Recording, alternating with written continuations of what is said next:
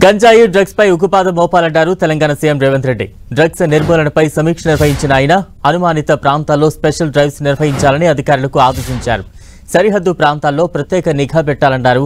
Drugs కేసులో ఎంత పెద్దవారున్నా ఉపేక్షించొద్దన్నారు. తెలంగాణను డ్రగ్స్ రహిత రాష్ట్రంగా మార్చాలని సూచించారు.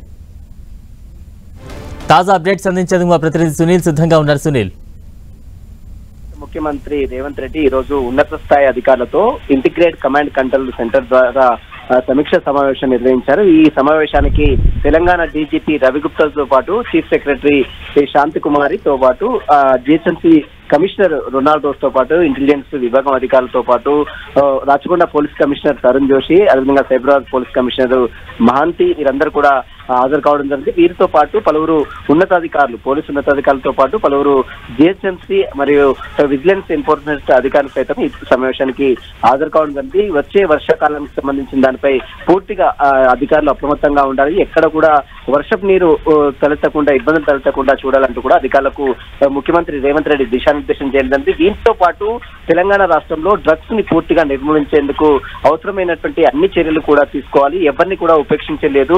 ఎంతటి పెద్దవారైనా సరే, అంటే అటు సినీ ఇండస్ట్రీకి సంబంధించిన వారు కావచ్చు, రాజకీయ నేతలు కావచ్చు, ఎవరైనా సరే ఉపేక్షించే పరిస్థితి లేదు. వారిని ఎట్టి పరిస్థితుల్లో వదిలిపెట్టొద్దంటూ కూడా ముఖ్యమంత్రి రేవంత్ రెడ్డి ఈ రోజు ఉన్నతాధికారులకు దిశానిర్దేశం చేయడం జరిగింది.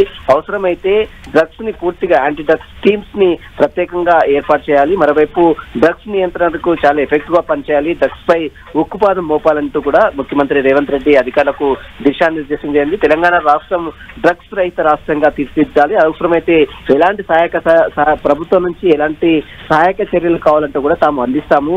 పిఎస్ న్యాబ్ అనేది దేశానికి ఆదర్శంగా నిలిచే విధంగా చర్యలు తీసుకోవాలంటూ కూడా ముఖ్యమంత్రి రేవంత్ రెడ్డి ఈ రోజు అధికారులకు దిశానిర్దేశం జరిగింది. సుమారు 6 గంటల పాటు కొనసాగినటువంటి ఈ సమీక్షా సమావేశంలో ఉన్నతాధికారులతో పాటు పోలీసు అధికారులు, మరోవైపు చీఫ్ సెక్రటరీ శాంతికుమార్ తో పాటు మరోవైపు జిహెచ్ఎంసీ కమిషనర్ తో పాటు పలువురు అధికారులు కూడా ఈ సమావేశంలో పాల్గొనే పరిస్థితి కనబడుతుంది. మొత్తం మీద రాబోయే కాలంలో అవసరమైనటువంటి చర్యలనేది కూడా తీసుకోవాలి. జూన్ 4 వరకు కూడా దీనికి సంబంధించిన పూర్తి నివేదిక కూడా సమర్పించాలంటూ కూడా ముఖ్యమంత్రి రేవంత్ రెడ్డి అధికారులకు దిశానిర్దేశం చేయడం జరిగింది. థాంక్యూ సునీల్.